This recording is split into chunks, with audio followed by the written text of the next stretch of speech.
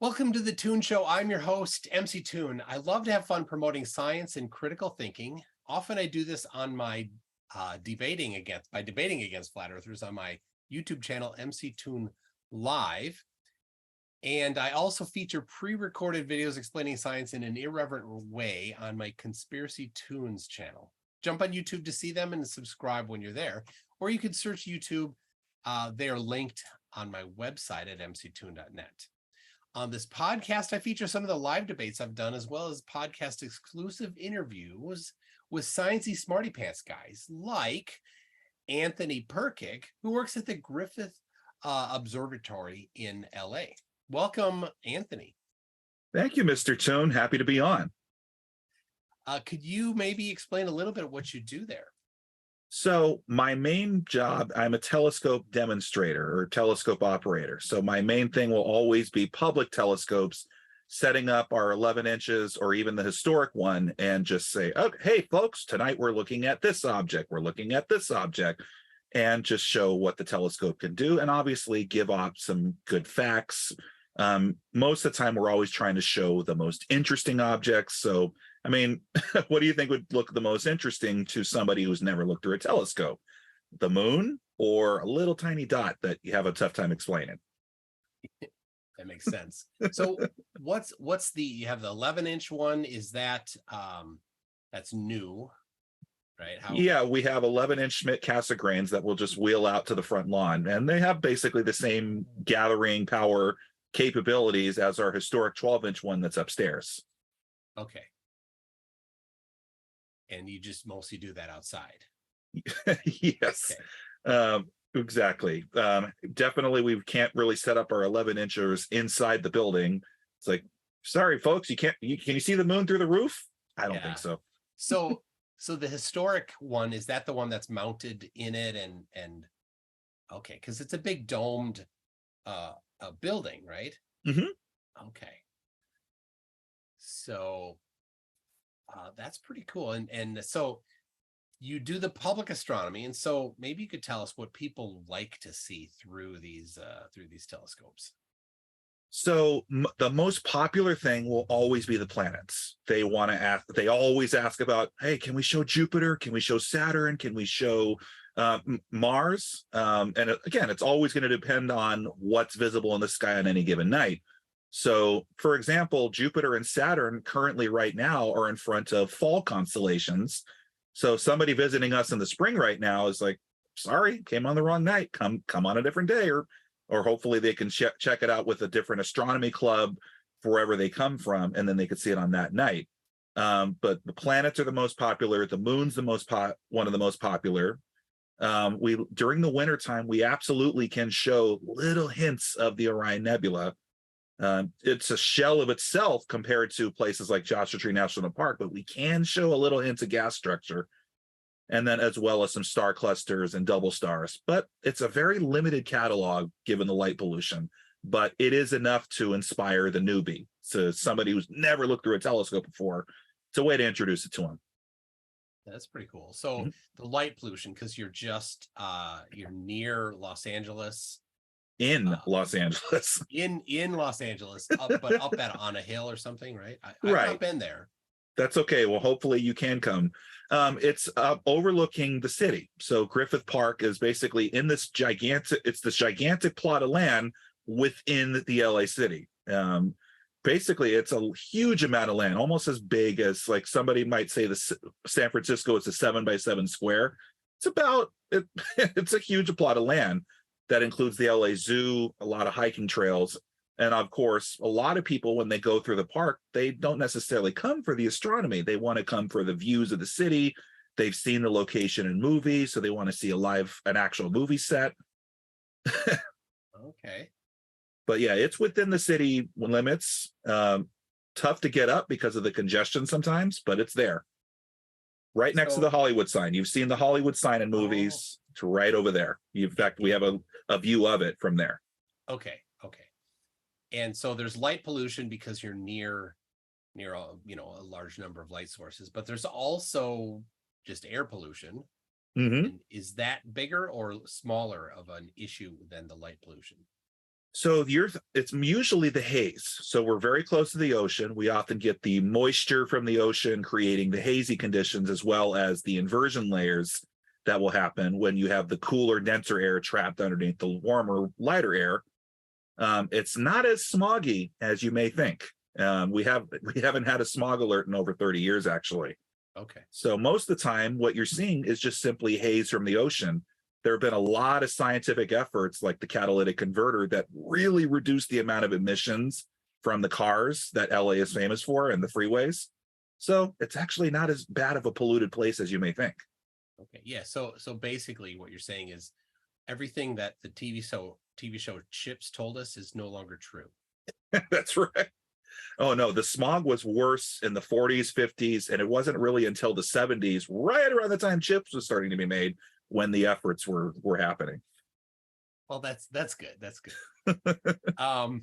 So good things to look at through the scopes are planets and the moon. Of course, the moon, you can see the craters, you can see the edge. Oh yeah, you can especially those nights when you have the Terminator line. So you look up and you just see lots of landscape features that nobody has ever seen before. Craters that are hundreds of miles wide, but you can zoom in pretty well and see the ones that are maybe 10 miles wide if you were on those really good seeing condition days. Okay. People absolutely, and the reactions that we'll get from people when they see the rings of Saturn for the first time never get old. Because they had no idea that they could see them as well as they can. Like you can see the Cassini division pretty well on those good seeing. You can actually see banding on Saturn. You can tell that there's different colored bands on Saturn's surface, or cloud tops, if you will. Oh wow! Mm-hmm. So this is an 11-inch. So can you give us some scope on what an 11-inch telescope is versus a something that like a large telescope installation might have currently? Well, you have light gathering power. So that 11-inch is basically 280 millimeters wide. And so you can kind of determine the light gathering power, but just by calculating it's 280 millimeters, divide that by 7 millimeters. Now 7 is your exit pupil. So that's compared to your eye. So 280 millimeters divided by 7. Sorry, I'm pulling up my calculator because I don't always know the math. 280 divided by 7. And then you times that. Okay. And that's about 1,600 times more light entering your eye when you're looking through a telescope. So more light you're getting, more resolution you have, more you can theoretically magnify.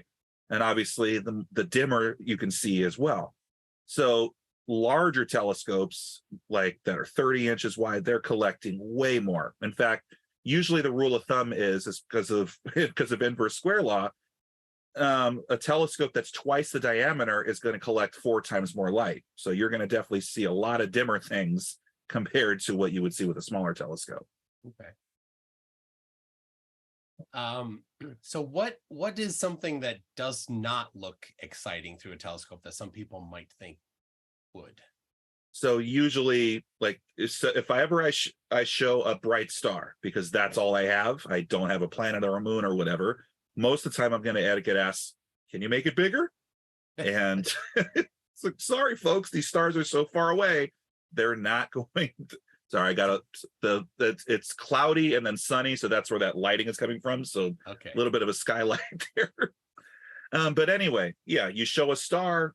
We always ask, can you make it bigger? You explain they're just too far away, no matter how much magnification. But now get this, a lot of times the most disappointing object to look through a telescope will be Mars. And the reason why is because of its distance. When it gets closer to us, like 40 to 50 million miles away, its angular size basically is as big as Jupiter and Saturn would be through a scope. So that's when you can see the surface features, the ice caps, and it actually looks amazing, especially when the seeing is good. But then when it gets 100 million miles away, 200 million miles away on the opposite side of the solar system, its angular size shrinks to being smaller than how Uranus looks through a telescope, or as you said, Caelus. Yes. All right. So when it's that small through a telescope, is that it? Just an orange dot? yeah, I'm sorry. It's hard. I can't get it any closer. You're gonna have to wait another 26 months before it gets close to us again. Yeah, that is pretty cool though, that you can see the surface features and the ice cap. Mhm. Is there how much of that can we see, like the ice cap? Depending on what season is happening on Mars. So one year, the southern ice cap was pretty low, like it was very small. And then a couple years later, the southern ice cap was pretty big. So the ice caps can be observed to grow and shrink with their seasons. Wow. Mhm. Or if Schwarzenegger does something there. That's right. Just don't shoot his wife. Yeah. All right. So now at the observatory, Mhm. there's outside of the main building, there's a big pavilion there, right? And so there's lots of people Mhm. that are out there. So I suppose you might meet some interesting people. Maybe you got some stories of some of them. Now, understand, most, like 99% of the people we go, okay, they enjoy the experience there. They're there to have a good time, whether it's a date night or just to bring in their kids or whatever, just because they want to see the view of the city or whatever. So the astronomy that we'll teach them is literally the icing on the cake. And again, the reason why it's there is so that we can inspire people to get into astronomy. If they see something cool through a telescope, oh, that's awesome, I want to learn more about it. That's why we're there. But of course, we might get the people that think they know more than we do. So the other day, a colleague of mine told me that someone was inside the room where we show the sun and claimed to be a geologist, like of the scientific field, but then started saying the sun's about to explode. Like, no, that's not right. Wow. So this is another one. So on the very front of the lawn that you talked about, there's a model there that shows the solar system to scale. All right. If the solar system were shrunk down to a football field, there's your scale. So you can kind of get an idea of, well, how far Jupiter would be from the sun. So one day I just spot a hippie looking person. He has white, long hair. He has a kid with him. They're both equally wearing tie-dye shirts. And there's a woman with them. And they stop and they look at this model, and he's acting unimpressed. And he just looks at it and is like, this is wrong. And I'm right there. So I'm like, okay, I'm curious. Like, what does he mean? I go right up to him. Hey, what's wrong with it? And he doesn't say anything. He just looks at me and he just goes, well, you'll find out. And then he just storms away. And then his little kid just repeats exactly what he said. He goes, you'll find out. And they both just storm off. Like, I had no explanation. So I don't know what I'm going to find out. Oh, someday you'll find out. I guess I'm going to find out. And I don't know if that was a flat earther or you just don't know. But in terms of a flat earther stories, I definitely have that one too. Sometimes they'll come in with their buddies and then they'll be like, hey, he thinks the earth is flat. And then he's clearly miserable there. He clearly doesn't want to be there. And so I start showing where the stars are. Like, hey, here's where Castor is. Here's where Pollux is, because I'm holding a laser or whatever. Yeah. And the guy just goes, well, shouldn't that laser account for the curvature of the earth? And it's like, okay. So we get into discussions. So then he starts talking about Polaris. It's like, okay, yeah, you're right. All right. Okay. So if the earth was flat, would all the stars appear to go around Polaris? Sure. So if it was flat from the southern hemisphere, would you see the stars go around Polaris? Yeah. Well, that's not the case. In fact, the stars appear to go the opposite way around a southern pole star. And then what do you have to say about that? And he just, I got to get on the bus. I got to go. So I know some flat earthers that like to go there and protest. They'll set up. Oh my goodness. That has happened. This one person showed up right after we reopened after the pandemic closed us down for a while. And he had his signs, he had his banners and everything. And I stood there to listen to him. And he was literally regurgitating the same Dubé talking points, the same stuff that I've heard people say to you, that they've said to Craig. And he tried to quiz me. He's just like, he he's like, he tried to think that I made me look stupid in front of the patrons there. So he yells out, he's like, well, ask an astronomer how you get the distance to Polaris. And I'm just, stellar parallax, dude. I was like, really? Over a stationary Earth? No, over 2 positions 6 months apart. Really? Like, he wasn't going to, no matter what I was going to say. And I just got to the point where it's like, I'm not wasting my lunch break on you. Yeah. And then that was the last time we've seen him. But yeah, sometimes they will go up and do protests. Sorry, that's my cat deciding she wants to come in or out. Can't make up her mind. Yeah, I have had on my my live channel at least one guy that likes to go there. Mm-hmm. He calls himself Earth is Seriously Flat. And his name's Rene. He goes by Rene.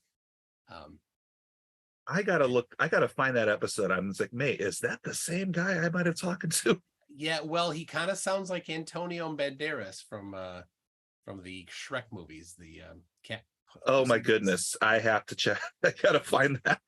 He gets real close to the microphone and then talks like ASMR. Oh geez, he's hilarious. I mean, he's wrong about everything, but sure, it's hilarious having him on. So all right, so there's the light pollution there. There's some air pollution, but you have done your own, not through the observatory, but your own things at the Joshua Tree National Park. Mm-hmm. Both, and so you've done. I mean, obviously, with unaided, you can see things differently because there isn't that light pollution. But what kind of differences can you see with the telescope there? So the picture that you have in my background, that's a picture I've taken of the Milky Way from Joshua Tree National Park, one of many. So like you asked me earlier, like what's the dimmest thing you can see out of the observatory telescopes? And I mean, yeah, we can show Neptune, but Neptune would appear just as this literally this tiny blue dot against a grayish sky. So it's very hard to contrast, where Neptune's a lot easier to see. Like Messier objects in terms of nebulae, like technically Orion Nebula and Andromeda Galaxy would be the brightest fuzzy looking things in the sky, and they're shells of their true self. You show Andromeda, all you see is just the little core through the telescope, but this is through an 11-inch scope, so it's a lot of light that you're getting, and even then it barely contrasts at all. And okay. If I show people the galaxy, they're like, what is that? I'm like, no, there's way more to it. I swear there's way more to it. And but obviously from the Joshua Tree National Park, you see the whole structure of Andromeda Galaxy. With the Orion Nebula, you see the whole structure of the nebula through the telescope. In terms of naked eye observations, I would say from the top of the mountain in Griffith Park, the light pollution reduces your naked eye visibility to maybe magnitude 2. So Polaris would be barely visible. In fact, I can barely make it out, and only because I know exactly where it's supposed to be. So if nobody knew where it was, yeah. What is the magnitude scale? It's probably a little bit confusing for people. So a magnitude scale is apparent magnitude. And I remember Eric Burns on your podcast went over with it a little bit. So apparent magnitude is how bright things appear in the sky, obviously.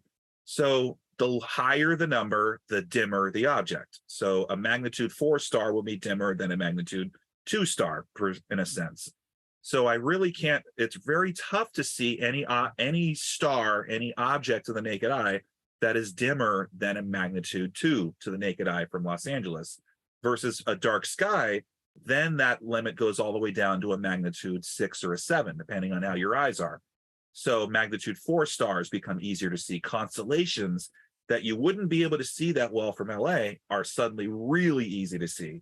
So you can definitely see that there's stars that make up the bear of the head, the body, the legs that you wouldn't be able to see from LA.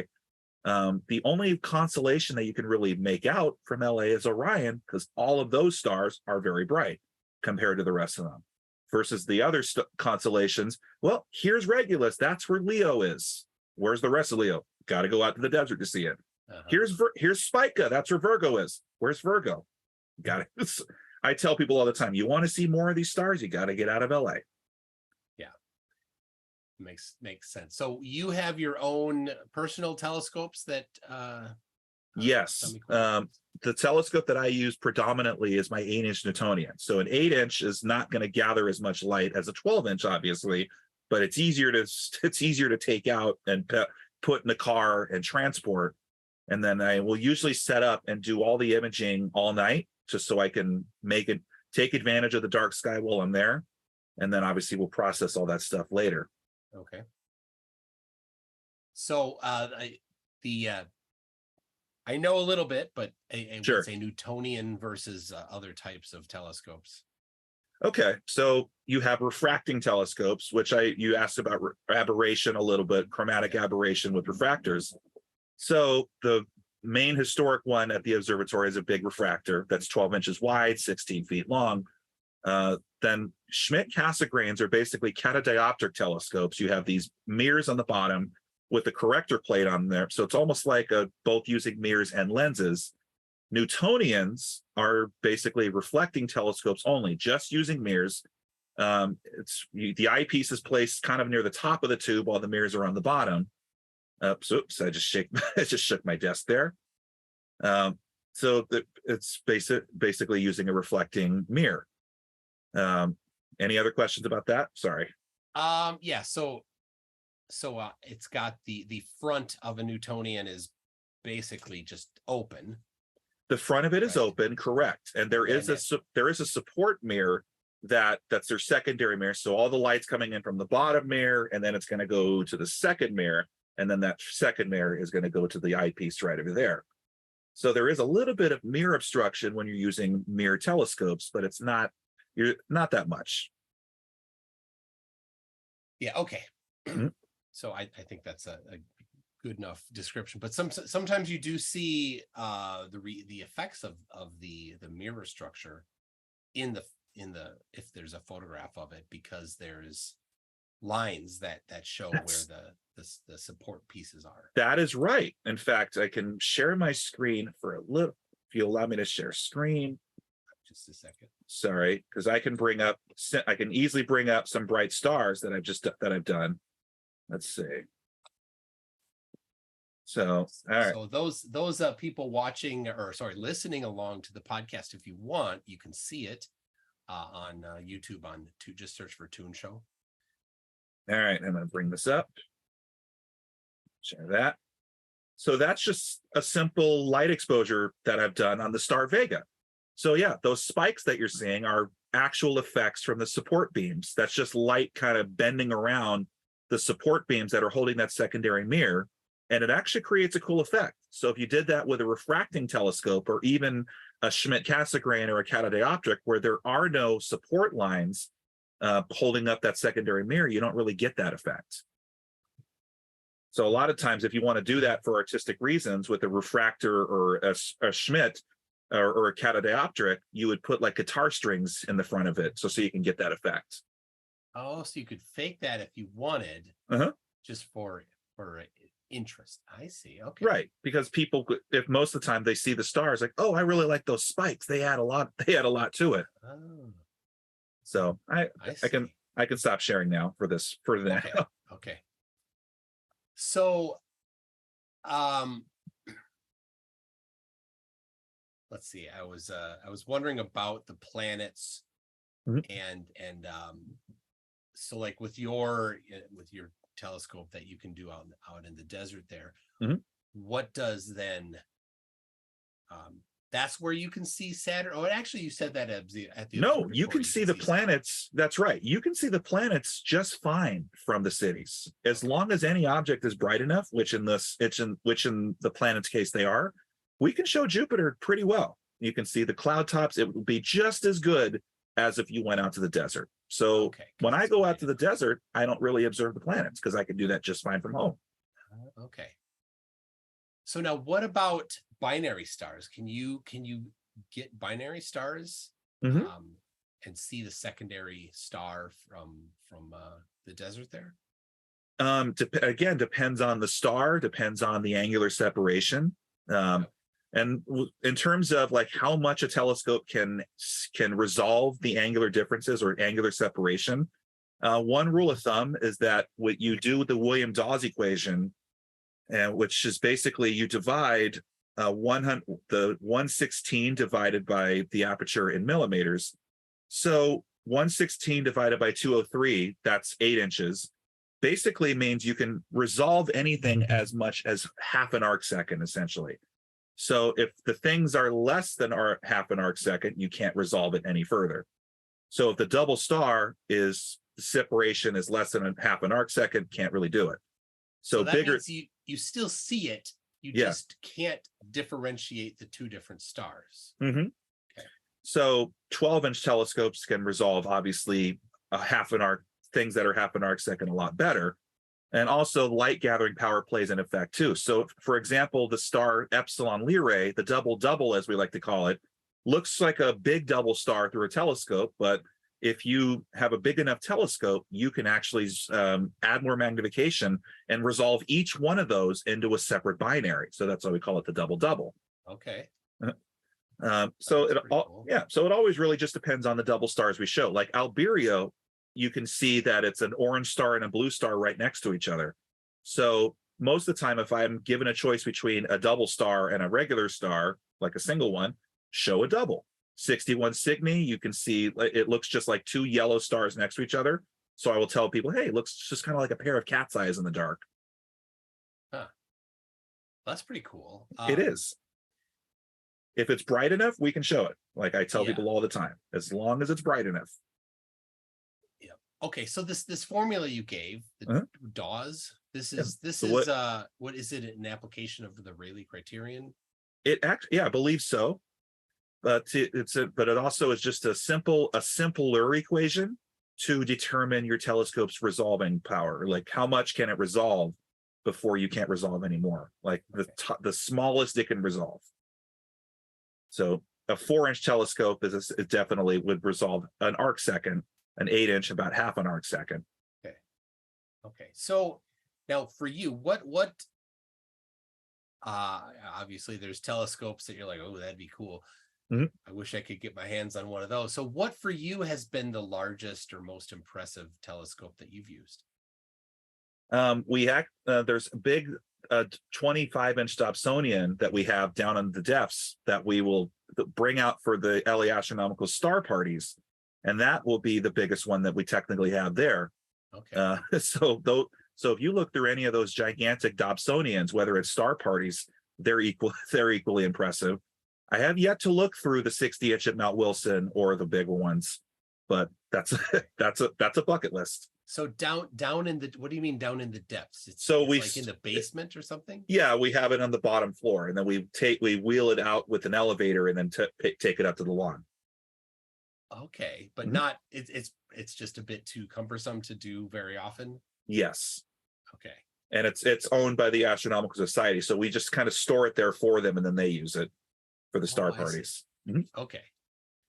All right. So now you have taken some photos of nebula and galaxies. You mentioned that. Yes. So the funny thing is, I remember watching that debate where David Weiss goes up against Professor Dave, and he's behind him. He's talking about nebulae, and he's ironically describing the processes that nebula creates stars while saying they're fake and they don't make sense. But he has a picture of a nebula behind him, and I'm like, dude, I've taken that same picture. That's not a fake nebula. So another thing that I can do for screen sharing is I can bring up one of my shots of that nebula. So here we go bring this up, and then here we go for my screen share.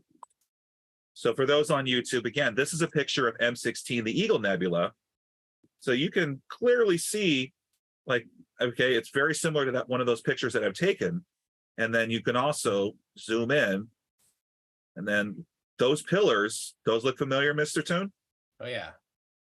So even an 8-inch telescope, even an amateur telescope can actually get those pillars, and you can take pictures of them. So for him to say that these nebulae are fake, he's clearly showing he's never done the work himself. He's never verified, he's never taken pictures, he's never observed it. And then I'm going to stop sharing. So yeah, an 8-inch telescope, which what Dave does, and all of the P1000s that the flat earthers get, they certainly could try to, buy or rent or borrow an 8-inch to see, maybe verify the same thing you did yourself. That's right. Well, an 8-inch, I don't know how much. In terms of a P900, obviously it's not going to be as much light gathering power. It's not going to be as much resolving ability. So sure, a P900 can resolve the rings of Saturn because the rings of Saturn are big enough in arc seconds wise. Same with the moon, they can, because the craters themselves are a few arc seconds across. Yeah. But obviously with light gathering power, you're going to need a lot more aperture than a P900 to get it. But again, this is amateur equipment that I took that picture with, that anyone can get off a telescope website. They can learn to do that themselves. They can learn how to put a camera to a telescope, get all the stars in focus, and they can get a picture of that same nebula themselves. So that's the beauty of astronomy, is you can verify everything that you see in a picture yourself. Like we're not hiding anything. You don't need to be of academia to do it. You don't need to have a privileged background to do it. Anyone can do what I do if they put the work to it. Yeah. And if it's expensive to purchase one, it's not hard to find people that are willing to let you look through their telescope. That's right. Join an astronomy club. You can find many of them in Minnesota. I know the weather's not great in Minnesota, but compared to LA. But yeah, you could find as many. If you don't want to go to one that's in this city, you might find one in the city that's closest to you. There's countless people that would love to just show off what their telescope can do and invite you out to a star party somewhere and just show what the skies have to offer.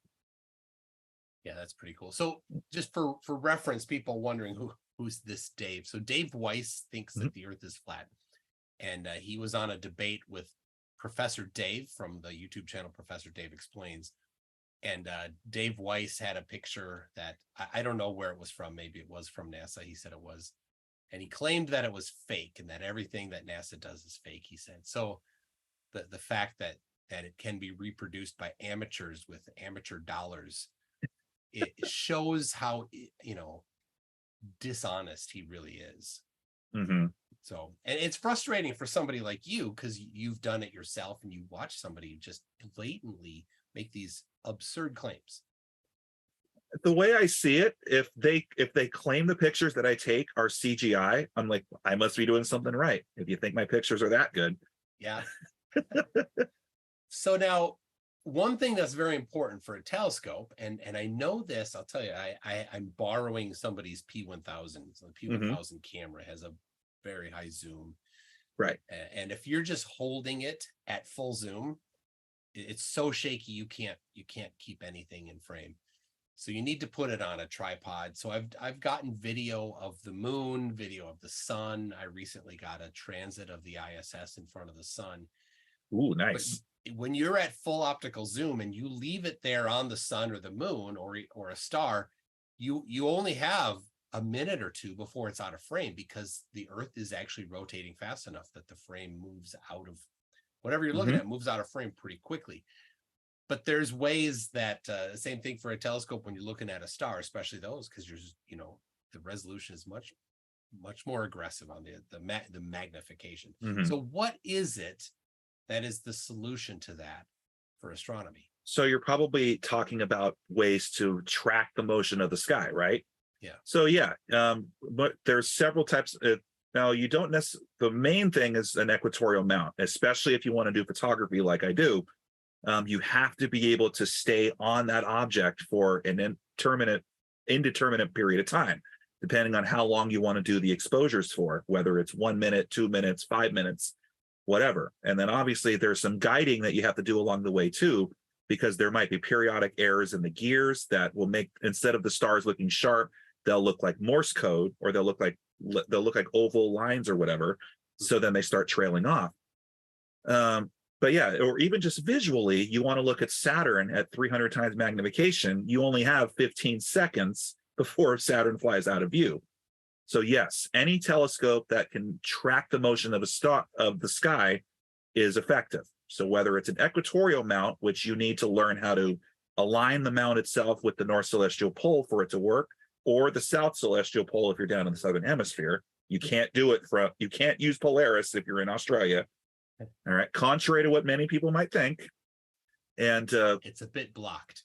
Yeah, the Earth is literally blocking your view of Polaris. There are also altitude azimuth mounts that are computerized that also can track the motion of the sky as well, due to the software involved. But because they're not directly in line or aligned with the sky, you'll get field rotation. So if you tried long exposure with an altitude azimuth mount, you'll only have like 20 seconds at the most before the image just starts to circle like this. Oh, okay. Mm-hmm.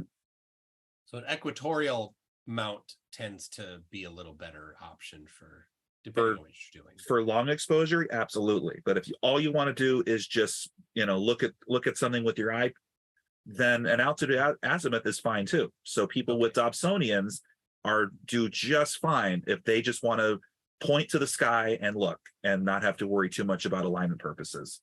And now for those who don't know what a Dobsonian is, it's a Newtonian reflector, but it's on a base mount that's basically mounted on the ground. That's just it's not aligned with the sky by any means. It's just basically the mirror's on the bottom, your eyepiece is on top, and you just move it anywhere in the direction that you want to go, whether it's up, down, left, right. And they come straight out of the box, so they're a lot easier for a newbie astronomer to take than learning how to set up an equatorial scope. I see. Yeah, because with an equatorial mount, you have to find true north, find the center of the rotation, and Polaris isn't exactly in the center. No, that's right. So if you were just doing it quick and you just pointed your equatorial mount at Polaris, what would happen? Eventually, there would be drifting. You would not be perfectly aligned. So you'd be close to it, but after a while, if you tried it with long exposure, you would notice a very distinct drift, and the exposures wouldn't be that great unless you just only did it for a certain amount of time. So that's, of course, where if you're not quite aligned with the center of the rotation, then that's where you have to put guiding into place. And it is a skill for you to just look through another eyepiece or whatever and guide the telescope yourself to keep that star centered or whatever. But nowadays, a lot of people use separate cameras that are mounted onto a telescope that will just do the guiding for them. So that's where auto guiders will come in. Okay, so it's a little easier. But what is the process then to more precisely position a telescope equatorial mount? So first, you obviously need to find where Polaris is in the sky. If you know exactly where to look, and depending on your latitude, and like you're higher, you said you're 45 north, right? Yeah, about 45. So you need to have your mount, your axial mount, basically angled at 45 north or in 45 degrees. So that way, you can get it as close to the actual position of Polaris in the sky. Then lots of these mounts have openings that you can look through. So you can actually look through the opening and then you can kind of see, oh, okay, I see Polaris through this opening. That gets you on the right track. But a lot of these more expensive mounts have separate little polar scopes in them. And they'll have little reticules that'll actually help you, that'll get you to the exact position. And if you use it, like I often use a little app on my phone called PS Align or Polar Scope Align, where depending on the date, the time, it'll tell you, okay, get Polaris in this specific spot in the polar scope. And then that's basically where you can get it the best the best possible, but a little rough position on where you're at true north. And if you are at true north, then in the polar scope, you'll see Polaris just kind of rotate around the reticule instead of Polaris going out of the reticule. Yeah, you have to do it ahead of time because it'll be hours before you know whether or not you got it correct. So, and so what you're talking about is interesting because Polaris currently is about half a degree from the center of rotation. Mhm. And then, but throughout the day, throughout the night, it's sometimes it's south of the center, sometimes it's Mhm. east or west and diagonal. So using an app or using some sort of a nautical chart, Mhm. it's not nautical. I'm thinking about nautical almanacs, which have Right. the same information. You'll know which directions of in relation to the center it is, so that you can then get it correct. That's right. Okay. So now there are, let's see, you talked about DAWs, you talked about resolution in arc seconds. Mhm. So you can't, well, I mean, you said that you get about the same view of like Saturn when you're in the desert, right? But Mhm. you don't do that a whole lot there because you can already do it from the observatory. So Or home or whatever. It's not. oh Yeah. yeah. But if I want to see Saturn, boom, I just set the telescope up and oh, okay, perfect. I can get an image of Saturn for that time, or Jupiter or whatever. And so how far is Joshua? I have no idea, from Joshua Tree National Park from the LA So area. from Los Angeles, Joshua Tree National Park, the closest bits to it are about 3 hours east of it. So, and then my current residence, it's only 2 hours away from where I go. Okay. I live a little further from LA than most people do. So Joshua Tree is a little closer. So the location that I often like to go to is only 2 hours away. And I mean only. So sometimes if I really want to get away from people, then I'll go to locations much further than that.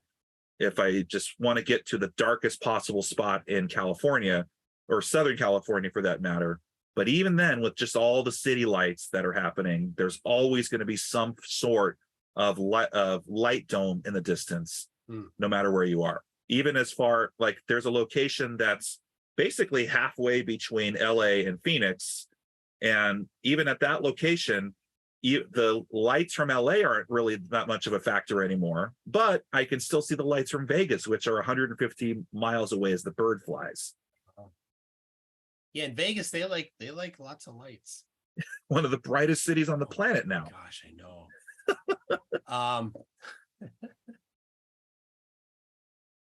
So now in Minnesota, where I live in the suburb, it's not too bad. I can see a few things. Right. But when we go to like northern Minnesota or places where we're out of the city, it is quite drastic to look up and actually see the Milky Way, where you just can't, even in a suburb here. It's not, light pollution isn't that bad, but it's enough that I can't see it. So yeah, so some observatory that's out of the city would be very cool. I have not done that, but I really should. It would be cool. So I don't know. I've kind of gone through most of my my ideas here. Are there other things that you think we should cover? Anything other interesting stuff you've got? Okay. So you remember I showed you a picture of the nebulae. So I'll do another picture that I can bring up here. What I have done for the last couple years is I have done pictures of the Messier catalog. Are you familiar with the Messier catalog? No. So this guy by the name of Charles Messier, great hockey name, by the way, basically was looking for comets in the sky. And that was because that's what he was. It was a comet hunter. And comets would usually look at like these little fuzzy objects in the sky. But the difference is comets would always move over time versus these other objects through this small telescope that he had in 19th century or 18th century France would always stay in the same spot. So as he's discovering them, he would catalog them to basically know, okay, this is a fixed thing. I'm not going to bother with it anymore. So these were oftentimes his mistakes or his accidents, if you will, when he discovered the Messier catalog. So what I have done is I have actually taken a picture of almost every single Messier object. I have about 5 objects left to do, but what we call them, these are some of the most famous objects in space. So the Andromeda Galaxy is a Messier catalog. That's Messier 31. The Orion Nebula, that's Messier 42. The Pleiades, that's Messier 45. So I'm going to share the screen again, and then you are going to see basically my life, my work the past couple years. And here we go. So you should see, there you go. Yeah, all of that. So this is all done by the same 8-inch Newtonian telescope that I've taken a picture with. Same camera, same Nikon D5300. So there's very little differences in magnification or whatever. There's cropping, but you can probably recognize a lot of this. So you recognize the Pleiades, which you can see right here. That would be Messier 45. Whirlpool Galaxy, Messier 51. Then we have, of course, the Pinwheel Galaxy, which you can see right over here.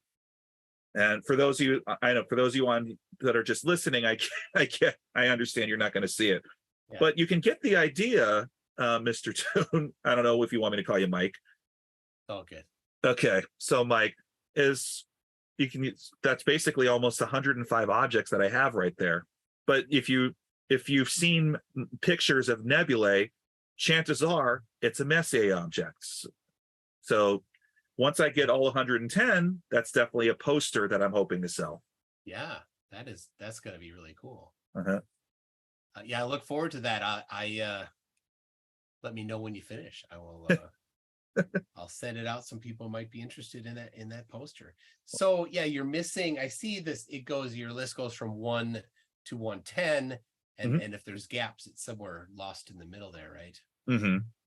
Right. So I actually just did 24 and 71. So I really just have a couple objects in Aquarius and Sagittarius that I have to do. So I have to, and those again are summer and fall targets. So the earliest I can really do it is late spring, early summer, when that side of the sky has rotated into view about 4 o'clock in the morning.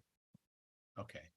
Yeah, this type of hobby definitely is the kind of thing that keeps you up at night. Yes, literally. Especially because, again, I drove in 2 hours to Joshua Tree National Park, and I usually try to do it once a month around every new moon. So, again, during the winter, I have 8 to 9 hours, 10 hours even of night sky to work with. But during the summer, especially in June, I only have 6 hours of sky to work with. Oh, yeah. So, and then of course, I used to do, when I started getting into the astrophotography, it was basically just so I can start seeing objects as they really are. Before, I was always interested in wanting to see comets. So they would always say, oh, there's going to be a green comet in the sky. And you look at it through a telescope and you'd see it grayscale. It's completely black and white. So in order to see it green, long exposure will bring the green actually in. Okay. There'll be enough light entering the camera sensor to where you actually see it as green. So that's actually what got me into it. Yeah, and for those wondering, long exposure is necessary to get enough light. And so on a digital camera, a long exposure is similar to just what you call stacking. You take a bunch of photographs and you include them together. But then to even get it better, you need to stack multiple long exposure images. Yeah. So as I did it, and I learned this all the hard way. When I first started getting into it, I would just set the light sensitivity all the way up and just get a 30-second to a 1-minute exposure, and it would look really good in this little tiny 2-inch preview screen on the camera. And then I look at it on the desktop, like, what's with this noise? How do I get rid of this noise? So that's when I had to learn the hard way how to stack multiple exposures, and then obviously get better at guiding. And then the other key thing is the mount itself has to be very sturdy. So you can have a 30-inch telescope with a camera, but if it's on this really flimsy mount, you're not going to get that long of an exposure before the gears and the backlash just cause it to shake. And then so So the rule of thumb with the mount is the optical tube assembly, which is the telescope, the camera, the finder scope, everything that's on top of this telescope, that's your optical tube assembly. The rule of thumb is it needs to be about half of your mount's max payload or your mount's max capabilities. Okay. For the smoothest tracking, the smoothest guiding as possible. When I started doing it, I had this optical tube assembly that was 25 pounds, used it on a mount that only had a max capacity of 20 pounds. Oh, so yeah, I'd only get like a minute or two before you can see the backlash errors. And then the guiding software would be like, I can't make any corrections. Can you do something about this? So that meant getting a $1,500 mount, not a telescope, a mount, just so it could handle the 25-pound load. So if you get a mount that has a max load of 44 pounds, if your optical tube assembly is 22, you're good.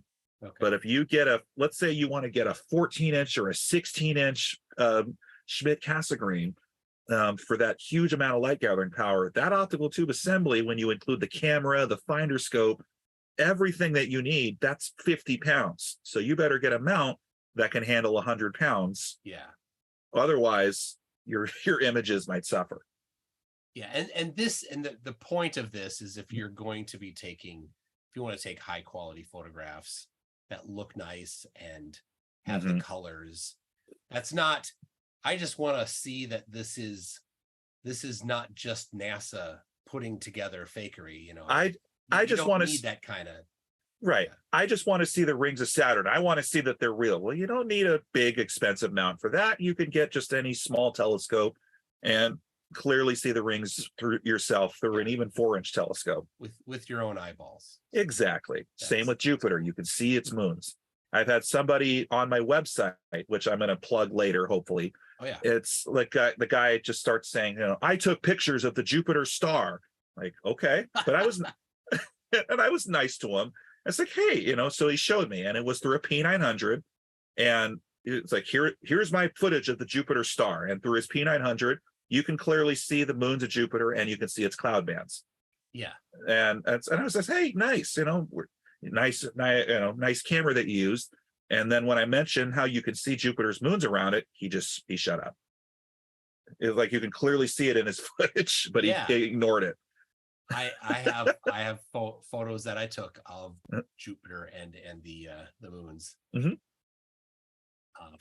was it February? Jupiter and Venus were both visible at the same time. March 1st. I know that day. We actually did.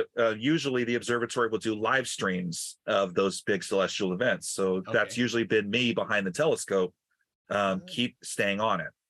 With operating the camera, operating the scope. That's usually been me for the past couple of years. Okay. And so this is the observatory's on their YouTube channel, there's a big celestial event like an eclipse or like that conjunction that happened with Venus and Jupiter, where we've had a lot of people say, oh, I thought that was a UFO. No, that was Venus and Jupiter. So what is the name of the YouTube channel? Just Griffith Observatory YouTube channel. Okay. I'll get a link to that and a link to your website. And so tell us a little bit about your website. So my website, which is basically how you found me, and I'm curious, who showed you my website? Somebody linked it. I don't remember who. I did a lot, but somebody linked because you had done an article on some flat earthers responding to them. And I read that. I'm like, oh, this is awesome. I sent you a message. Yeah. And you're like, hey, did you see this other article that I wrote where you talked about me? I'm like, nope, I'll have to read that now. So I appreciate that. Oh no, that thing that you did with the con artist was well worth that 1 hour that you took. You built, it was like a build up. It's like no. And then you finally got him, and it was just the biggest payoff ever. It was amazing. The Australian, right? The Australian from Brighton Beach. Yeah, he went. For those listening in, he went in Melbourne. He went way to the south edge of this bay, and he couldn't see Melbourne. And he took some pictures of this pier, And then he sent a video that was not taken from the pier of Melbourne. He's like, I'm standing way down at the very south end, and you can see Melbourne clearly across it. And you could see some of the landmarks. And so I contacted some people in Australia, and one guy's like, I know where that is. So while I had this guy on live, the scammer, the other guy was waiting in the wings on the very pier that he was at, which definitely wasn't on the south end. And I brought it up and exposed him live. Oh man, he was not happy about that. I'll include a link to that in the description as well. So anyway, back to your website. It initially started out as kind of an astronomy blog. Like people say, hey, you should do a website, that you can help get people interested in it. And this is actually something I did before I started working at Griffith Observatory. So the website predates it. Oh. And then over time, it became dedicated to the photography that I do. And then, of course, I would see your videos, I'd see Craig's videos, and then I'd get the people that would contact me and say, your photos are fake, space is fake. So I was inspired to make those articles about, look, here is everything that shows you how stars prove that the Earth is a sphere. Here it is. Show us, it's all right here. And then, of course, the other one where I talk about, how it leads to a dangerous mindset, how it leads to cult-like behavior. And I loved how you liked my line about mentioning Heaven's Gate. Yeah. Heaven's Gate cult, where they all committed suicide. Perhaps, yeah. Because they thought there was a UFO behind a comet. What was the name of that comet? The Hale-Bopp, 1997. Oh yeah. And that was the thing that actually got me to get my first telescope, was Hale-Bopp. So comets always inspired me to advance the astronomy within me. So, but no, I'm happy that you found it. But the website is named OrionBearAstronomy.com. So Orion Bear, and then astronomy, and then that would basically be it. And that's where you'll find links to you'll see all the articles that I've written, all the photography that I've taken, which I'm always updating. And then there's links to my social accounts there, as well as email addresses. You can reach me there as well. But that's the way to get started, is there. Okay. Mm-hmm. And when your poster's ready, you'll have it there? Yes. I will definitely have that ready. Awesome. Uh-huh. Well, I think we're. I had one more, two questions actually.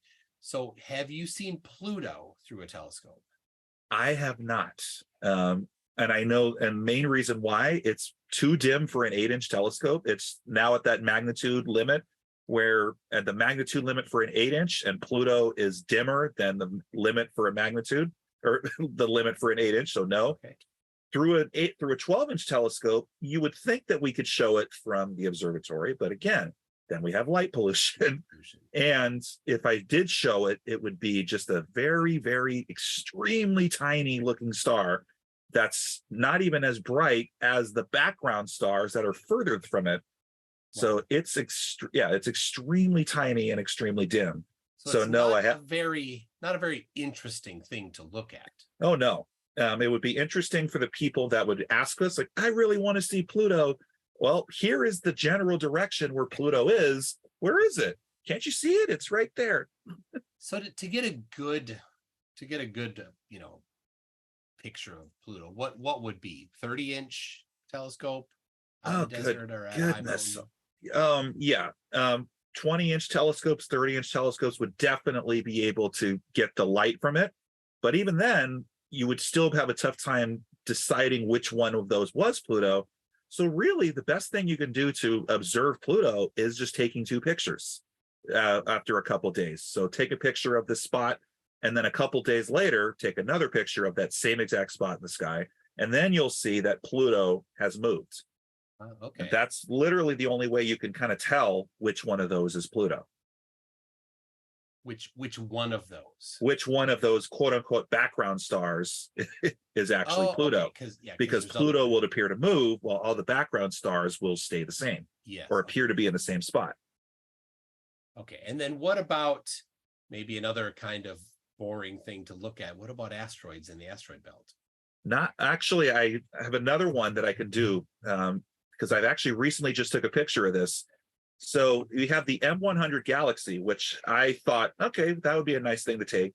So I looked on Stellarium, and when I was planning my shot, and I saw, what's this dot that's supposed to be next to it, and it showed me that that's actually the dwarf planet Ceres. So I'm going to show you this, and I'm going to give you an idea just how small dwarf planets look compared to how big galaxies might look in the sky, especially through a telescope. So again, for those that are listening, I apologize. For those that are watching, let me bring this one up. So this is a picture of the M100 Galaxy, which is very close to where the Virgo section of the sky is, Coma Berenices. So you can see the Spiral Galaxy, which is about 50 million light years away. But now look at the star that you see to the right of it, or not to the right, to the left of it. And you're wondering which one that is. That is actually the dwarf planet Ceres. So Ceres usually appears as a magnitude 7 or a magnitude 8 looking object. So, but you can kind of see just how tiny it actually appears. That's an object the size of Alaska, 170 million miles away, next to a galaxy in the sky that is 50 million light years away. Wow. So, and actually did another one that shows the label. So you can now, for those who weren't sure which one was Ceres, I have it labeled in this next shot right there. Oh, there. Okay. Uh-huh. I was looking at the NGC 4328. Right. There it is. Okay, farther over. Okay. And then when I did stacking exposures, I actually, because I would do like 5 minute, 5 minute, 5 minute, 5 minute, 5 minute, 5 minute, stack them all together in photo processing software. And every sub exposure that I did in this shot clearly showed Ceres moving. So even after 5 minutes, you could see Ceres moving pretty amongst the background stars. And so, yeah, I see two pillars next vertically. Yeah, that's basic. Those are stacked exposures. So those are all the exposures of Ceres just kind of layered on each other. So that's why you're seeing multiple spikes coming out of it. Yeah, so we know which direction it was moving. Then. Yeah. Absolutely. So that's a dwarf planet that's in our asteroid belt. That's between Jupiter and Mars. So imagine, and Pluto, I don't know if it's bigger than Ceres. Actually, I think it is. I think it's twice as big as Ceres. But imagine something that small, way further away, about as far away as Neptune is, or if not a little further. Okay, you'd barely be able to get it. Wow, that is cool. Mm-hmm. So that wasn't boring. That was pretty cool, actually. But so what about just the smaller asteroids? Because people are looking at them and identifying them. And again, an asteroid most of the time is just going to look like a little dot, just a very tiny point of light. So again, it's another thing you'd have to do if you really want to show it, you have to take pictures of it. 1 minute, 1 minute, 1 minute, 1 minute, 1 minute. Yes. And the interesting thing about it is that they move. Mm-hmm. Okay.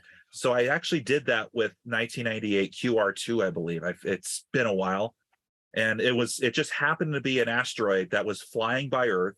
I don't know can't remember off the top of my head, but it was actually flying by Earth, and I figured out where using like the Sky Live, like what coordinates I needed to use. And then really the only way I could verify that I had it was I just kept taking picture after picture after picture after picture. And then I looked in the sub exposure, like, oh, there it is. I got it in every exposure. And that happened to be just bright enough to be able to see from a suburban sky. It was like a magnitude 11 object that night. Most asteroids are going to be magnitude 16, 18, 20. Yeah. And so those, of course, are going to be too dim for most amateur or even our historic telescope at the observatory. Yeah. Well, that's awesome. Thank you for that. Mm-hmm. We're going to wrap up here, but anything else as we come out that you'd like to say? No, appreciate you having me on. Hopefully I made this interesting. If I'm because your listeners are probably far more intelligent than I am. So I appreciate you having me on. We all have our areas of expertise. So right. I think people will certainly love Love the expertise you shared with us today. What your website once more? OrionBearAstronomy.com. Astronomy. That's my website. Well, everybody, thank you for joining us today. If you want to see this podcast as a video or to participate in a conversation about it, you can find it on YouTube. Search for Toon Show. And if you like this podcast and want to support it, head over to patreon.com/MCToon. We'll see you next time.